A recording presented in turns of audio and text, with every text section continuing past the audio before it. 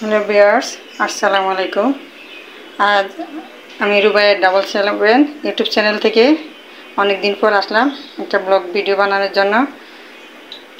আপনারা যারা যারা আমার এই ভিডিওটা দেখবেন অবশ্যই লাইক কমেন্ট শেয়ার করে দিবেন আর সাবস্ক্রাইব করে দিবেন, বেল আইকনটা বাজিয়ে দিবেন।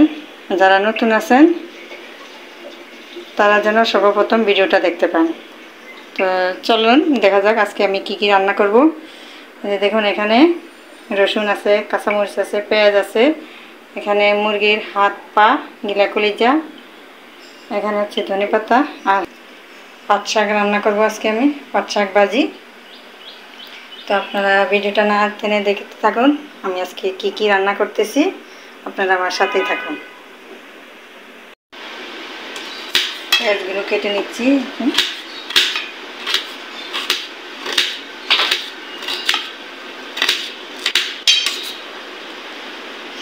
মরিচগুলি পালা করে নিচ্ছি, এগুলি দেবো পাট শাকের সাথে। আজকে আমি পাট শাক ভাজি করবো। পেঁয়াজ মরিচ কাটা শেষ, এখন আমি রসুনগুলিও ফালি ফালি করে নিচ্ছি। এগুলি এখন ফালি ফালি শাকের মধ্যে দিতে হবে।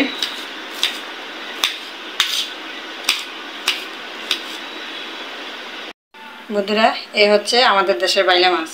আমার এক লাইভেতে আমার দুই বোন জিজ্ঞেস করেছে, দিদিভাই বাইলা মাছটা কি?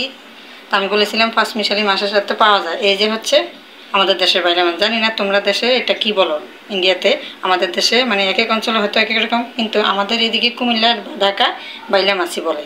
এই যে তোমাদেরকে দেখিয়ে দিলাম। আমি কড়াইটা বসিয়ে দিলাম, এখানে তেল দিয়ে দিচ্ছি পরিমাণ মতো।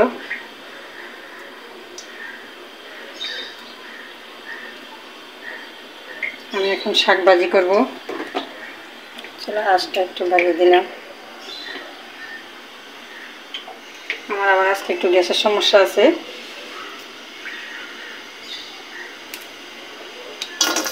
রসুনগুলি দিয়ে দিলাম, মরিচ দিয়ে দিলাম। চলো আঁচটা কম আছে, তার কারণ কি গ্যাস কম তো সেই জন্য একটু কম হচ্ছে শব্দটা।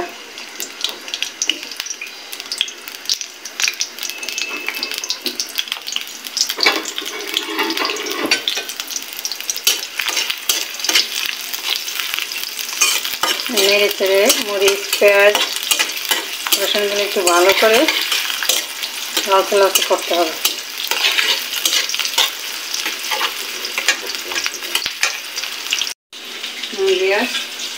আমি লবণ দিয়ে দিচ্ছি।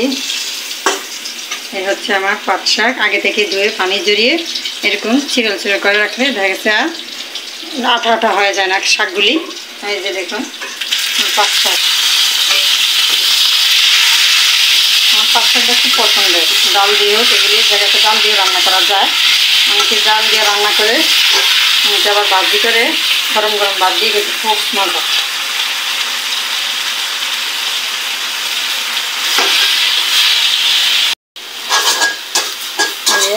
আমার শাক একদম ঝুড়ে ঝুড়ে হয়ে গেছে। এভাবে রান্না করলে খুব মজা হয়। আমি দুটোই পছন্দ করি, ডাল দিয়েও তারপর এভাবেও। আর এই যে এখানে হচ্ছে ধনেপাতা, এখন নামিয়ে ফেলবো। তা আমার শাকটা হয়ে গেছে। ধনেপাতা দিয়ে দিলাম, একদম এরকম থাকে। এই যে দেখুন কত সুন্দর আমার শাকটা হয়ে গেছে সুন্দর। তা এখন আমার শাক রান্না হয়ে গেছে।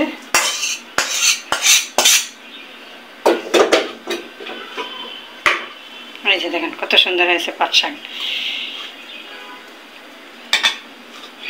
একই কড়াইয়ের মধ্যে আমি আবার তেলটা দিয়ে দিলাম। আর এই হচ্ছে মুরগির হাত পাগুলি, একটু হলুদ দিয়ে দিলাম আর একটু লবণ দিয়ে দিলাম। এগুলোকে একটু তেলে না দিলে কি হয়, রান্না করার সময় ফেনা উঠে যাবে, ফেনাটা ভালো লাগে না দেখতে।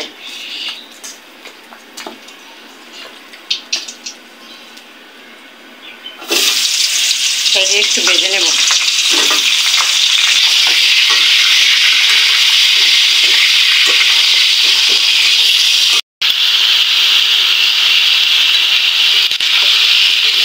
ভাজা শেষ। এখন আমি এগুলো উঠিয়ে নেব। পাশে রেখে দিলাম। আর যে পাত্রে রান্না করবো এটা আমি বসিয়ে দিলাম।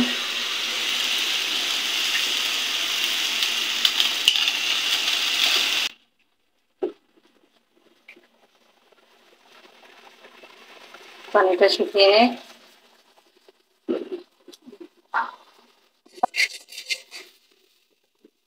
মতো তেলটা দিয়ে দিলাম। যে যার মতো করে দিতে পারে, আমি একটু বেশি দিয়ে দিলাম। পেঁয়াজ,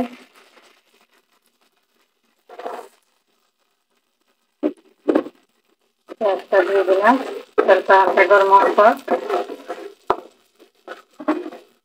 নাড়াচাড়া করতে থাকি।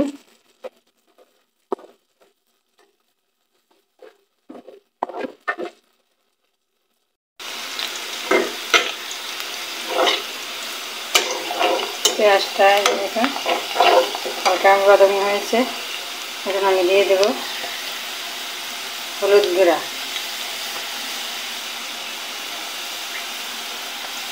তারপরে দিয়ে দেব আদা রসুন পেস্ট। আদা রসুন পেস্ট একটু বেশি দিলে কি হয়, রান্নাটা টেস্ট হয়। আদা রসুন দিয়ে দিলাম। দিয়ে দিলাম মরিচ পাখি,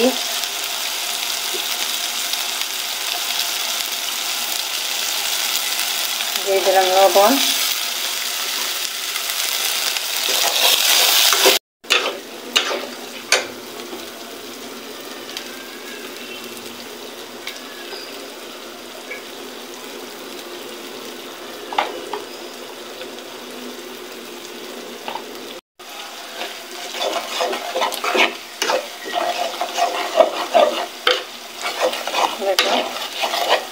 আমার কষানো শেষ।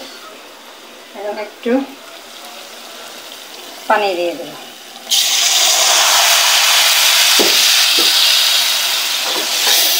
পানি দিয়ে আর একটু কষিয়ে নেব।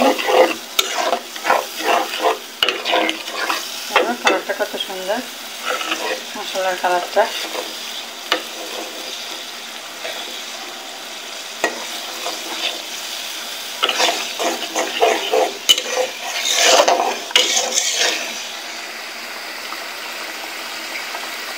উপরের তেলটা উঠে গেছে। উপরের তেলটা উঠে গেছে, আমার মশলাটা ভালো করে কষানো হয়ে গেছে। আমার মতো দিয়ে দেবো আর এর হাত পা দেবো।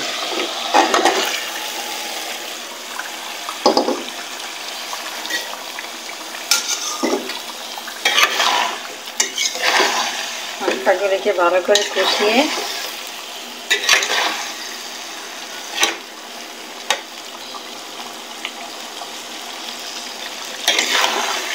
হচ্ছে লাল মুরগির পা, একটু সময় লাগবে সিদ্ধ হতে।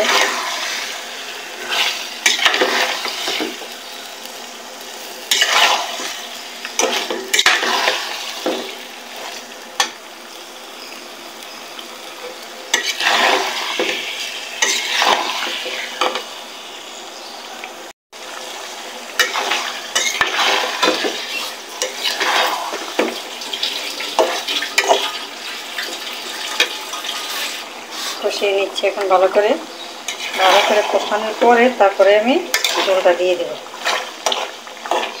একটু সময় লাগবে আর কি, কারণ এগুলো হচ্ছে লাল মুরগির পা, তো লাল মুরগির পাগুলি সিদ্ধ হতে একটু সময় নেয়। ভালো করে কষানো হয়ে গেলে তারপর ঝোলটা দেব। দেখুন আমার বিয়ার্স, এই যে আমার মুরগি হাত পা গিরাগে যা কষানো হয়ে গিয়েছে। এখন আমি এই যে আগে থেকে কেটে ধুয়ে রেখেছি আলুগুলি, একটু আলু দিয়ে দেবো। আলুটা দিলে কী হয়, বাচ্চারা আবার আলু পছন্দ করে। এই যে আলুটা দিয়ে দিলাম। আলুটা দিয়ে আবার কিছুক্ষণ কষাবো, কষে তারপর ঝোলটা দিয়ে দেবো।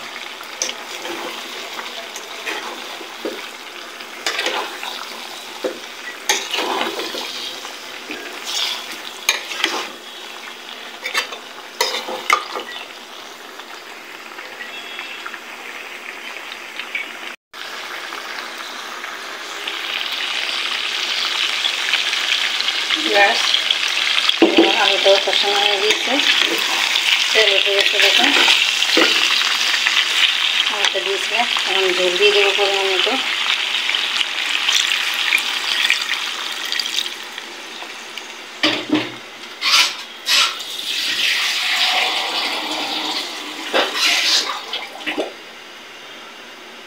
ঝোলটা দিয়ে দিলাম।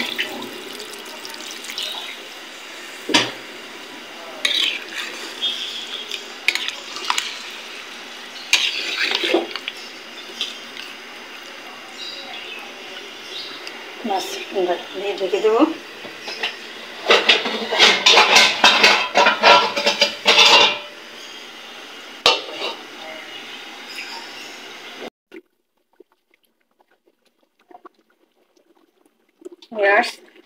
আমাদের হাফ পাকা রান্না কমপ্লিট হয়ে গিয়েছে। রান্না শেষ।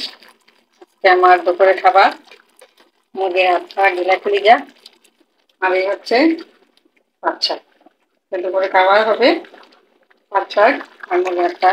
বন্ধুরা, ভিডিওটি ভালো লাগলে লাইক কমেন্ট শেয়ার করে দিবেন।